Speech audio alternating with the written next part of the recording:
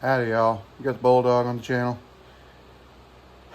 I really felt like, it'd be nice this weekend, holiday weekend, if I took one day off.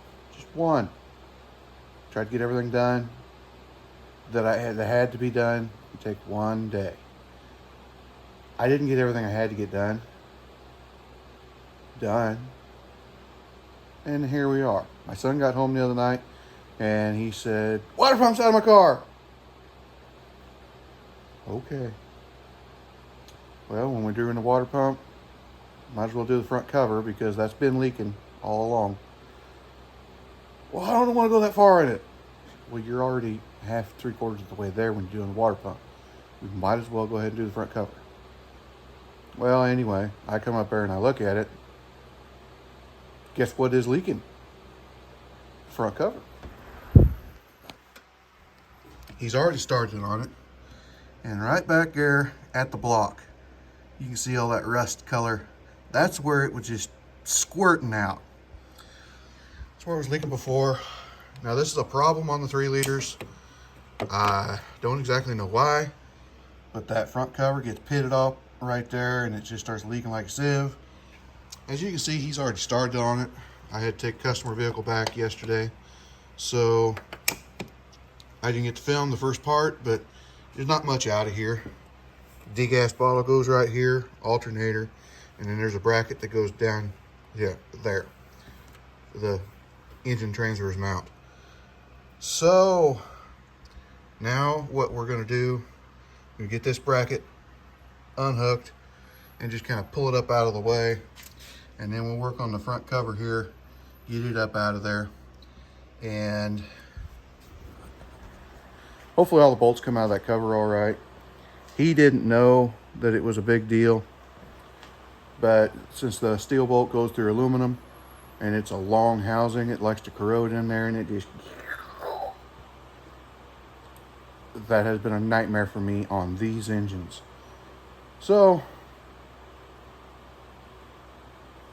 why am I crossing my fingers? It's always going to be bad, isn't it? We'll be back. Here's something I always appreciate. That's not a bolt, that's a stud. There's a nut down here. And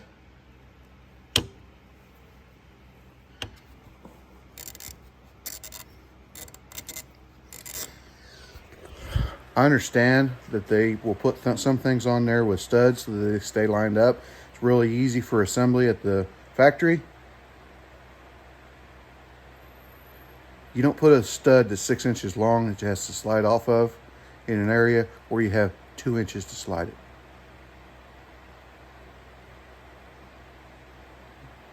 I realize you're an educated engineer, but did you not play with shape blocks when you were a kid? You don't have no spatial awareness. Maybe wrong tape measure. Here's something else that's handy on this car. The AC is blown up. The compressor blew to pieces and system is empty. So I can go ahead and take this loose and just roll that back up out of the way, and this hose won't be in my way all the time, because it is, honestly. 2-3 bolts are perfectly in line with this line. That other one I can't do anything about, but I can do something about this one. Okay, we got the power steering pump bracket loose and just picked up out of the way. I mean, I just bungeed it back here to the radiator support. Don't have to have it out much, but it makes it a lot easier to take all this stuff out. Now we'll take an air hose and, blow all the junk and acorns and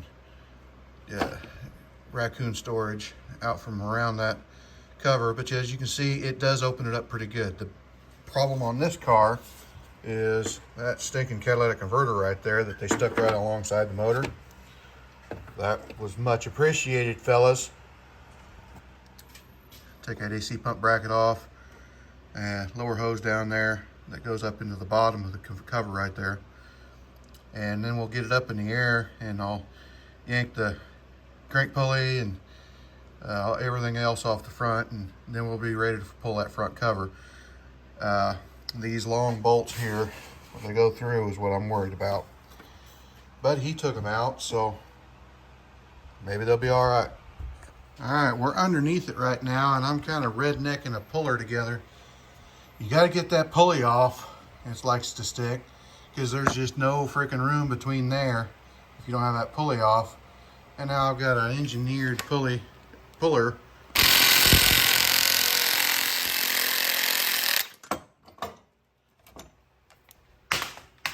Ground caught it. Got to keep it centered in there too.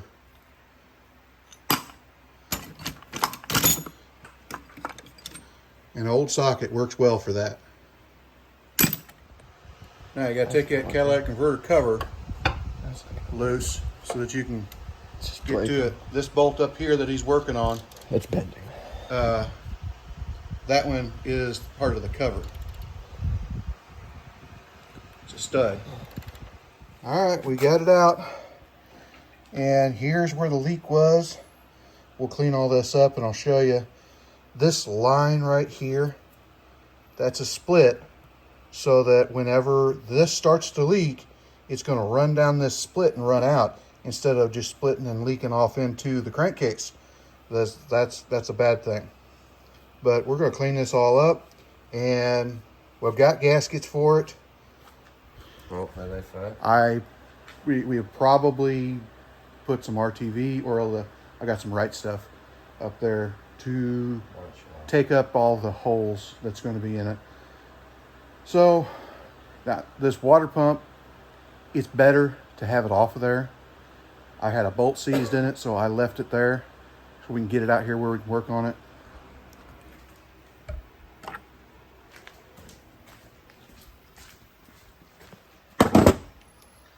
I'm going to take and smack the end of this with a punch and try to get it knocked loose so we can get that out. Now we've got this off and got it cleaned up, and you can see this is why it was leaking. This is all pitted up and everything, and the gasket just gets to where it can't hold in there and it just pops out.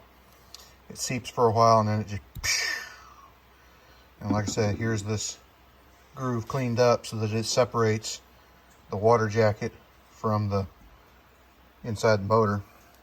This over here is pitted a little bit, but not much. Flip this over, and around the water pump, we've got a lot of pitting, a little bit of damage pitting around here. I do not normally use any kind of RTV or right stuff on these kinds of gaskets, but we will here because we don't have a whole lot of choice. Okay, what we're going to do is take our right stuff and just get a very thin skim of stuff, you know, just enough to say it's on there, a little bit more through here. And we're going to go ahead and bolt the water pump to this using the little 6mm bolts here, here, here, here, here. Now, I am going to say that whenever you have something like this that's been corroded to pieces, go ahead and take your bolts all over to Cheek Poker and get them all cleaned up. They're going to be covered with that white powdery corrosion that tends to accumulate around these things, and that's what makes the bolts seize in the housings and everything. I did get that bolt out with no problem, by the way. Just had to work on it. Work on it. Yeah, no problem. It's in one piece still. Half of it's not still in the part. So, but anyway, we're going to glue that gasket using silicone, which I usually don't do, but get it put together, glue the gasket to the cover, and then we're going to slide it up into place. I'll have to put right stuff around the lip of the oil pan because that gasket tore a little bit. This car is not going to be something that's going to run for another 5 years, I hope. It's just getting by. Okay, we got it back in there. It's, you know, nice and grungy still, but the gasket areas were clean. Now I got the nut started there and the bolt started there on that cover. What you want to do is get the bottom ones lined up. There's pins in the bottom to line it up, and then get all your bolts started, and then kind of torque everything down. Oil pan It's got bolts coming in from the bottom of the oil pan that you got to get in there. You want to get all your bolts started before you really start cinching down, because otherwise you're going to fill your hole up with silicone. Of course, I don't use very much. As you can see, it's just barely coming out. But hopefully this will last out the car. Okay, we got it all back together up top. Now, normally, anytime you do anything where the antifreeze has potential leaking down into the oil, you want to change the oil. Well, I've told you before about this. I'm going to show you now. This thing just had an oil change like a week or two ago. So we don't really want to change the oil, but we also don't want any antifreeze in it. So we're going to check. I broke this loose here. You see the drip?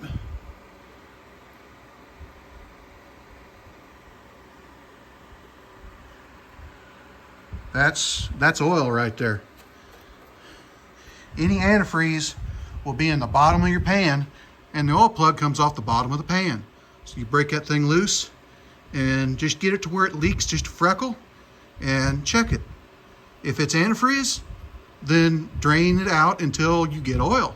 If it's oil, tighten it back up. You're good to go. All right, we're topped off. It's ready to roll again.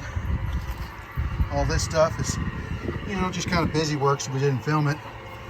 This thing here kind of sets back into place. Just filled it up with water because it's going to be a while before we, need freezer and stuff. They're going to go to concert and watch Confederate Railroad tonight, so we're on a little bit of an truncated time schedule.